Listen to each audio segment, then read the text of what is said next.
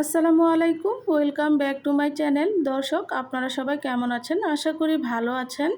তো আমিও আল্লাহর রহমতে ভালো আছি। তো আজকে বরাবরের মতো নতুন একটি রেসিপি নিয়ে আপনাদের মাঝে আমি চলে এলাম। স্ক্রিনে দেখে হয়তো বুঝতে পারছেন আমি আজকে কি রান্না করতে চলেছি। হ্যাঁ বন্ধুরা, আজকে পুঁইশাক দিয়ে রুই মাছের ঝোল। আমাদের বাঙালিদের মধ্যে একটা কথা প্রচলন আছে, সেটা হলো মাছের মধ্যে রুই আর শাকের মধ্যে পুঁই।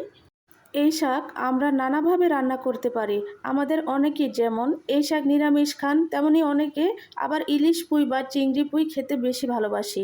অনেকে পুঁই শাককে আমিষ শাক বলেন, কারণ বেশিরভাগ ক্ষেত্রে এই শাক রান্না করা হয় মাছ দিয়ে, নিরামিষ প্রায় হয় না। আর পুঁই শাকের সঙ্গে মাছের তেল জাস্ট ফাটাফাটি। না আর আপনাদের লোভ দেখাবো না, মূল রান্নায় এখন চলে যাব।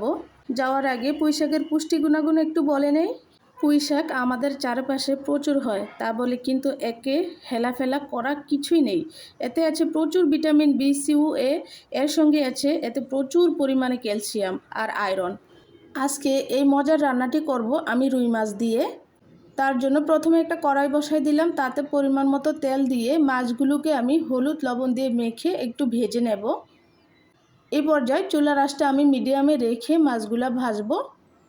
আজকে এখানে আমি 5 পিস বড় সাইজের রুই মাছ নিয়েছি পুঁইশাক দিয়ে রুই মাছের ঝোল রান্না করার জন্য। তো আমার মাছগুলা ভাজা হয়ে গেছে। এখন আমি মাছগুলো একটা প্লেটে উঠিয়ে রাখলাম। যেই তেলে মাছ ভেজেছিলাম সেই তেলের মাঝে আমি পেঁয়াজ কুচি দিয়ে দিলাম 1 কাপ পরিমাণ। এই পেঁয়াজটাকে ভালো করে নেড়ে চেড়ে আমি ভেজে নেব।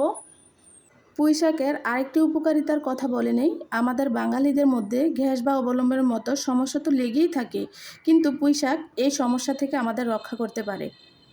এটি হজম ক্ষমতা বাড়িয়ে তোলে। আমার পেঁয়াজগুলো ভাজা হয়ে গেছে। এখন একটু আমি পানি অ্যাড করে দেব যাতে পুড়ে না যায়। আর একে একে সব মশলা অ্যাড করে দেব।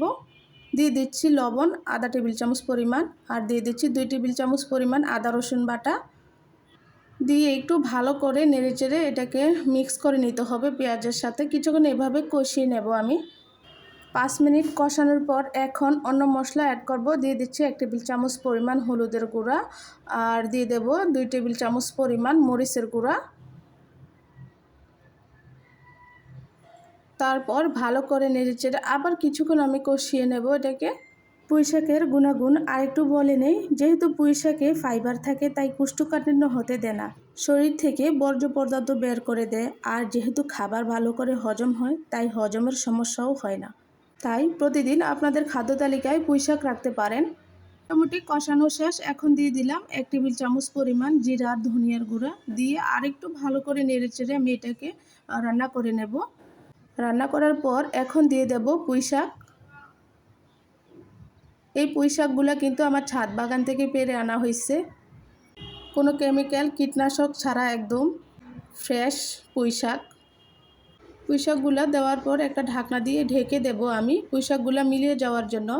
তো এই তো দেখুন আমার পুঁইশাকগুলো একদম মিলিয়ে গেছে। এখন ভালো করে নেড়েচেড়ে মশলার সাথে মিশিয়ে দেব। আর বাড়ন্ত বয়সে শিশুদের যদি নিয়মিত পুঁইশাক খাওয়ানো হয়, তাহলে তাদের বৃদ্ধি ভালো হয়। এখন একটা ঢাকনা দিয়ে আবার ঢেকে দেব। কিছুক্ষণ এভাবে কষিয়ে নেব। এখন ঢাকনাটা সরিয়ে একটু পানি অ্যাড করে দিলাম। পুঁইশাক থেকে কিন্তু যথেষ্ট পরিমাণ পানি উঠেছিল, তার জন্য আমি সামান্য পরিমাণে পানিটা অ্যাড করে দিলাম। নেড়েচেড়ে আবার ঢাকনা দিয়ে ঢেকে দিলাম। তো এই তো আমার পুঁইশাক সিদ্ধ হয়ে গেছে। এখন আবার ভালো করে নেড়েচেড়ে মাছগুলো আমি এক এক করে অ্যাড করে দেব। বন্ধুরা, আজকে তো পুঁইশাকের গুণাগুণের কথা অনেক কিছু বলে ফেললাম, তাই এখন থেকে বেশি করে পুঁইশাক খান। আর আমার রান্নাটি কেমন হতে চলেছে আমাকে কমেন্ট করে প্লিজ জানান। এই তো মাছগুলো দেওয়া হয়ে গেছে। এখন একটু নেড়েচেড়ে আবার ঢাকনা দিয়ে 5 মিনিটের মতো আমি রান্নাটা করে নেব। আজকের ভিডিওটি যে যেখানে কাছে কিংবা দূরে, দেশ কিংবা বিদেশ থেকে আমার ভিডিওটি বসে দেখছেন, প্লিজ সম্পূর্ণ ভিডিওটি কন্টিনিউ করার চেষ্টা করবেন। আর ভালো লাগলে লাইক, শেয়ার, কমেন্ট করতে কিন্তু ভুলবেন না। আর যদি একটু বেশি ভালো লেগে থাকে তাহলে চ্যানেলটিকে সাবস্ক্রাইব করে আমার পাশেই থেকে যেতে পারেন। এতে করে নতুন ভিডিও ছাড়া মাত্রই আপনাদের মোবাইলে নোটিফিকেশন চলে যাবে। আমার রান্নাটা হয়ে গেছে। আজকের মতো এখানেই বিদায় নিচ্ছি। সবাই ভালো থাকুন, সুস্থ থাকুন। আল্লাহ হাফেজ।